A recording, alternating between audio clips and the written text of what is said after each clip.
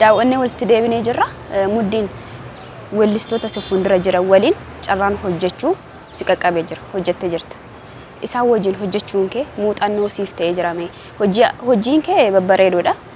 Hojiin kee akka bareedu akka aartiidhaan muuziqaadhaan as geessuuf inni sun dhiibbaa sirra godhee ture. Sirra godhee jira. Inni faayidaa guddaa qaba. Sababbiin isaa tokko namni guyyaa tokkoon yookiin galgala tokkoon waan baratu hin qabaatu.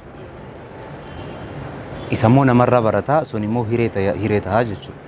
Inni tokko akkaataa waltajjiitti qabatan, hojii akkaataa itti hojjetan, hojiidhaan waltajjii irratti sirboota hedduu wal qabsiisanii kattiin gaarii hojjechuu akka danda'an. Kanaan ala immoo hojiilee hojjetan kana irratti taayippii hojii akaakuu wal fakkaataa tokko keessatti qofa akka naaf hundaayyuu hojjechuu akka danda'u. Fakkeenyaaf weellisaan Oromoo tokko hojii wayii hojjechuuf sirba wayii hojjechuun akka ittiin madaalamuu qabu sirba naannoo kamiyyuu jiru wayii qo'atee hojjechuu danda'u. Inni kun hiree kanaaf nama gargaaraa jechuudha. Weellistoota buleeyyii weellistoota waltajjii wajjin hojjedhe hedduu irraa waan argadhe kana an akka bu'aa guddaatitti lakkaa waan baay'ee faayidaa qabu jedhee yaada.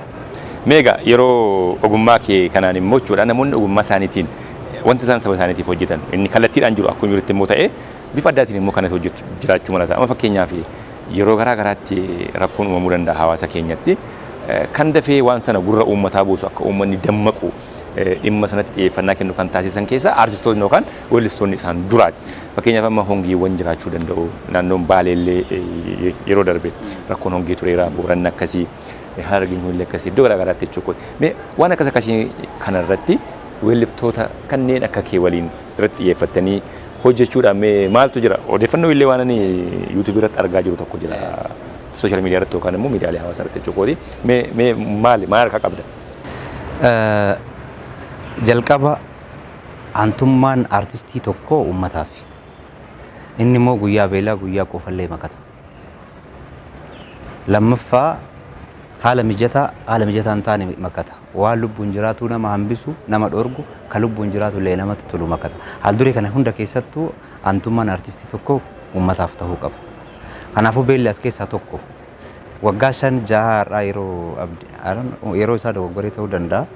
Yeroo abdii illee uummata buqqaasee sana weellistoota lakkoofsaan muraasa ta'anii as dalloomannaa naannoo abbarraa deemnee daakuu waan adda addaa waa hedduu feenee deemnee turre.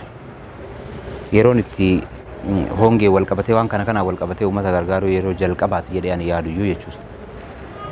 Yeroo sanitti aartist Faayisaa Furii, Anaa, Adam Ahmed, Waaqoo Caloo, Habiib weellistoota hedduudha taanee deemnee namoonni biyya alaa jiran deeggarsa godhanitti deeggarsa san fuunee dhaqnee waan qabatamaan achi jiru waan nuti deeggarsa fuunee dhaqnee nyaataa dhugaatii san caalaa wanni qabatamaan achitti argine hedduun isaa waan baay'ee aantummaa uummataati irratti akka ciccitu nama godhuu jechuudha. Yeroo sanirra as darbee namni hidda mukaa nyaate otoo nu jiru otoo Oromoon jiru otoo Oromoon biraa biyya kana keessatti nyaatee dhugee bulee sanuu dabree immoo waan leekjarii jedhamu hedduu qabu Oromoon bakka wayiitti immoo haala kana keessa waan kana walitti fiduufillee aartistiin barbaachisaadha. Waan kana nama gargaaruu danda'uuf dhaabbilee gargaaruu danda'aniifillee karaa banuufillee dirqama gita hojii isaa ta'uutu irra jira tola ooltummaan aantummaan uummataa sanuu dabree aantummaan dhala namaa wanni qulqulluu ta'e hundi aartistiidhaaf fiigaa wanti jalqabaa jechuudha. Ammas dhiyeenya kanallee wantoota akkasii yeroo hedduu irra deddeebiin goonee jirra. Wantoonni suuraadhaan viidiyoodhaan jijjiiran saniin alallee jechuudha. Amma immoo dhiyeenya kana barana keessa immoo Harargeedha Baalee asiin immoo naannoo Shaallaa kana Boorana hongeen gaariin turre isaafillee wantoota adda addaa karaa keessaa wantoonni goggodhamanii tattaaffiidhaan goone hedduutu jira jechuudha. Isarrattillee aartistootuma biyya alaa jiranitu waa walitti qaqqabamee godhamu kanarratti gahee guddaa akka qabu aartistootuma biyya alaa jiran nama maqaa dhahuu dandeenyu nama akka Amiin Adnaan Jamaal Godii namoota akkana kanneen kan. Amma immoo sun qofti gahaa miti waan ta'eef waan aantummaa uummataa kanaa tolu waan daandii Oromoon amma dabarse kana jechuun kabaqaa, kabeelaa, ka hongee, ka buqqa'u kanaan wal qabatee faaruu wayii hojjenne nama 2-3 taane ana Maandis Galatoo, Ibrahim Muhammad, Ibrahim Tirri jechuudha agana taanee hojjenne inni illee har'a bor keessatti waan gadhiifamu kaka'umsumaaf waan tolu wanni godhuu dandeenyu guddaan ka biraa waan hin jiraanneef waan dhaqnee arginu kana xiqqaatu namni biraa akka wanti kun akka jiru beeku miidiyaadhaan waa gochuu waan barbaachisuuf miidiyaa keessaa immoo sirbi tokko san gochumaaf jecha gita hojii keenyaa tokko waan ta'eef faaruu wayii hojjanne ka ammati kammisuuniin ati amma argitellee isaa jechuu barbaadetti. Mee hojiiwwan gaafa hojjettan immoo gammadannoo waan garaagaraa jiraachuu danda'u. Amma kilipii yeroo ammaa kana kilipiin baay'ee fooyya'aa jira. Kilipii kana hojjechuuf immoo gara baadiyyaatti gadi baatee hojjettaa magaalaa qofatti miti. Jiruuf jireenya hawaasaa qabatamaadhaan agarsiisuuf baadiyyaatti achi fagaattee baatee hojjetta. Tarii hojii hangammaatti hojjette keessatti yoo kanas kilipiin hojjette jira Oromticha kan jedhu akka mudannootti yookiin akka muuxannootti wanta kaastu jira. Ililliin gaaffii sitti baay'isaa hin jirtu. Anumatu amma sitti fufee weellistuun weellisaa akka gaafatti barbaadeen ture. Mee wanti kun amma yeroo hedduu rakkoo qofa hanqina qofa irra deddeebinee haasofnee furmaata ta'uu hin danda'u. Sababiin isaa rakkoo walii walitti waan himnuuf walii walitti rakkoo himnee waan dhufu hin jiru. Kanaaf jecha chaalenjiidhaan jiran rakkoo jiran hedduu liisti gochuu dubbachuu dhugaadhaan jiran haasa'uu otomaa dandeenyellee faayidaan inni qabu xiqqaadhee waan natti mul'atu baay'ee waan sakkaasuu hin barbaadu. Bu'aa bahiin kilipii keessa jiru garuu lakkoofsi isaa ol ka'aadha. Amma garuu fooyya'aa dhufaara. Inni immoo tattaaffii piroodaakshiniidhaan qabanii fi tattaaffii artistoonni godhanii. Ta'us harcaatii gurguddaa jira. Waan silaa harcaatii kana maaliif hin jirre jedhee kaasuu danda'a seete wantoonni namoonni iskiriiptii isaan irratti barreeffatan suni otoo akkaataa barreeffame wanti hundi hojjetamee miidiyaa irra gahee istaandardii artiisanii ol kaasu ture. Sababa harcaatii, sababa qabeenyaa, sababa yeroo, sababa seeraan wal qabatee wantoota jiru kana wal qabatee haal dureedhaan jiran kuni namoonni haala qabatamaa jiran san keessatti hojii akka xumuran dirqisiisa. Inni immoo kwaalitiif qulqullina hojii gadi buusa. Kun mudannoo waloo kilipii hundarra jiru jechuudha. Ani yeroo waraabu kanuma argaa, kanuma beeka, kanuma wajjin jira, jireenya bakka kanuma wajjin jira jechuudha. Oromticha fakkeenyaaf yoo sii kaase Oromticha gadi baanee waraabne lafa aayidiyaa sanii wal fakkaatutti waraabuu yaalle bu'aa bayiidhaan jiran horiillee wal qabatee geejjibni jira namoonni fuutee deemtuun kun piroodakshinii tiimiin piroodakshinii deemtuun kana waan adda addaa kunniin waanuma dhaabbataadha.